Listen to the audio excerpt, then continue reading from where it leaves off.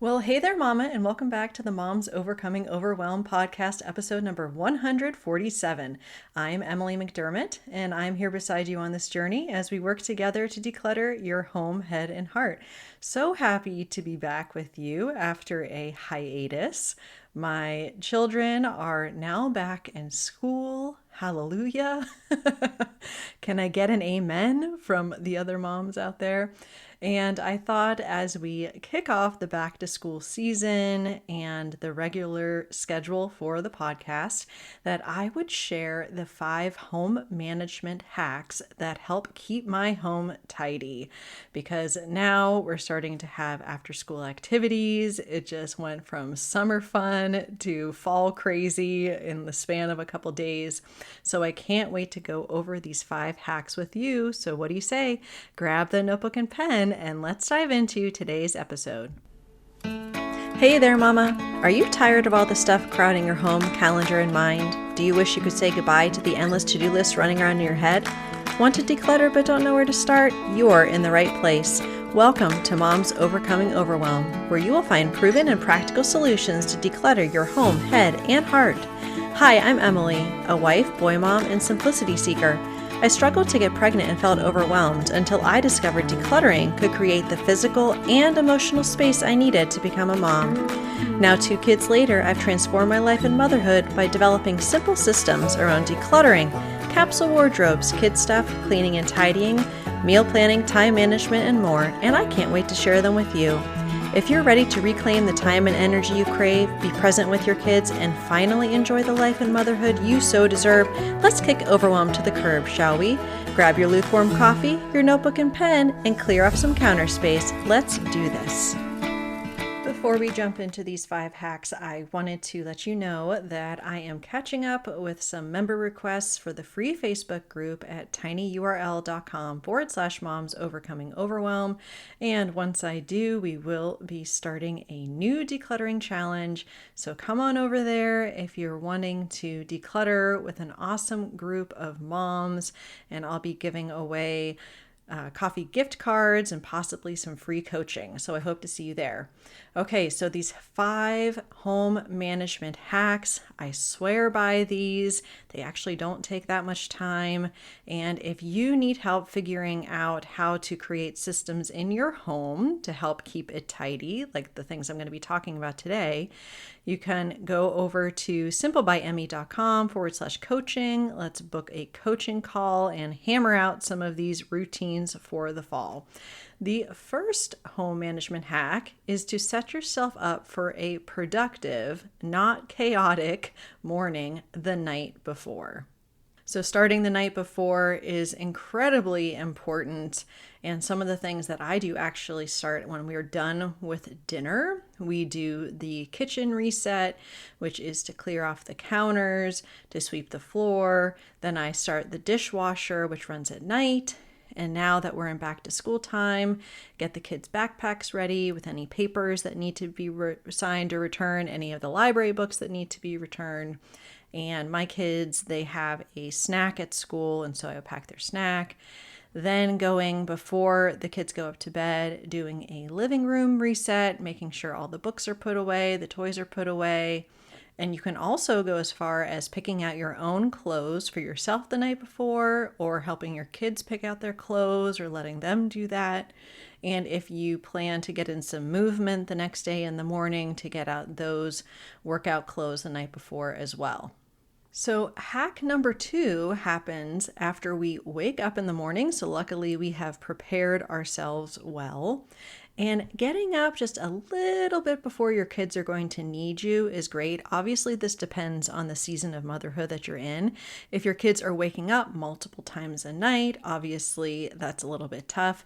But even getting up 10 to 15 minutes before they do, just so you can brush your teeth, comb your hair, put your glasses on, use the bathroom, that is helpful so you don't have to just rush into the day. You want to make sure that you're making your bed. That really sets the tone for the day and can immediately make your room look more tidy, and encouraging your kids to make their beds, to do it with them, depending on their age. Then going downstairs, if you are helping the kids with breakfast or getting yourself some breakfast, unloading the dishwasher from the night before. I also, if there's anything on our dish drying rack, then I'll put those away. So then I'm really starting with that clean kitchen. And that just really gives me that headspace between when I wake up and when the kids get out the door so that I'm able to really feel like my home is in order. Moving on to number 3, something I talk about all the time. I'm going to keep talking about it because it's been that life-changing for me. It is my daily laundry routine, and I usually put a load in once a day, typically first thing in the morning. I do not really sort my clothing with the exception of delicates I will wash separately, but besides that, I don't separate out lights and darks. Sorry, Mom, if you're listening to this. And by the time it's gone through the wash, then I'm able to put it over to the dryer, usually around lunchtime, maybe a little earlier, always using that stay fresh setting so that if things are in the washer a little bit longer than anticipated, that's okay. And then I am folding and putting things away in the evening. It is the best way for me not to feel overwhelmed by laundry, which is my biggest source of stress when it comes to the management of my home. So that is my third hack. And if you don't want to do it every day, that's fine. Maybe it's every other day. Maybe you have your kids doing their own laundry and everyone has their own day. Whatever you decide to do, just making sure that you have a system for staying on top of your laundry. And for me, daily is best because I don't have to think about it. All right, moving on to hack number 4 is making sure that you have a home for everything. We spend so much of our lives looking for lost items, and it's just really important to keep a tidy home, that we are putting things back where they belong, and we're modeling that for our kids. So my friend Kelly Briggs from Simple Home Mom, she came up with this idea of go back bins. I love the name of that. It's just a bin or a laundry basket that you have on each floor for things that don't belong on that floor.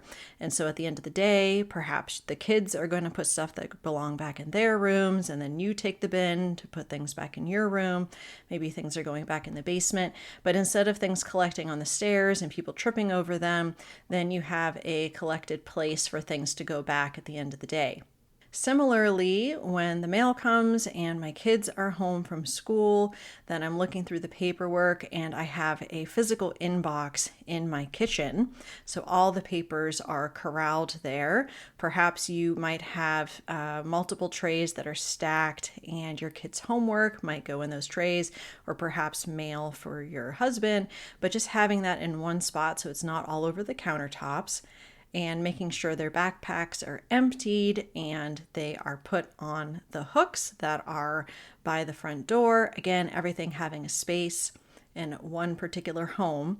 And also, I try to tidy throughout the day so that every place I leave a little bit better, putting things away as I go. Also, when the kids are home in the evenings or the weekends, if they finish one activity, we're putting things away before they move to the next activity, and that really helps to keep things tidy.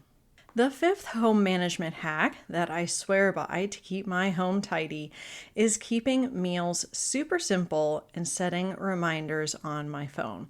And this is because nothing makes me feel more tired than a sink full of dirty dishes. Maybe you feel the same. So I try to focus on one-pot meals or skillet meals, maybe grilling, something where it doesn't make a lot of mess. It's a really easy cleanup. And I'll also set reminders on my phone to defrost things so that I am not stuck with doing takeout because of lack of planning or defrosting. And there are several episodes about all of these different topics I'm talking about today. Check out the show notes for those related episodes. But keeping meals simple really simplifies your kitchen space. You don't have to have a lot of stuff out on the countertops, keeping those countertops clean, having maybe that one skillet that you're having to clean at the end of the meal just makes things so much easier. Okay, and I have one bonus tip, which is actually about cleaning rather than tidying, and that is to clean as you are in a space. So if the kids are taking a bath, you can clean the bathroom sink and maybe the mirror, or perhaps if they want to watch a show, just say, okay, we're going to do this 10-minute cleaning blitz, and you give one of them a feather duster and another one a spray with a rag, and just kind of make it fun, and trying to incorporate these mini cleanup sessions into your everyday life, just so you can get a little bit of cleaning done every day. That can really help you feel on top of your home so that it's not only tidy, but it's also clean. So on Thursday, I'm going to be talking to my friend Jessica Jackson. She's from the Thriving in Motherhood podcast, and we're going to be talking all about making a yes list and how it can help you feel less overwhelmed when it comes to your to-dos.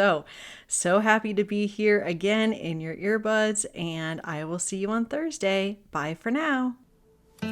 If you like today's podcast, here's what you can do. Just take 30 seconds to leave me a review. I know you're a busy mama. You're overwhelmed, in fact, but 30 seconds of your day makes such an impact. I'll be blessed by your words. They'll definitely make my day. And who knows, you might be entered for this month's giveaway. In Apple Podcasts, scroll down to write a review. Thanks so much for your time. I'm so grateful for you.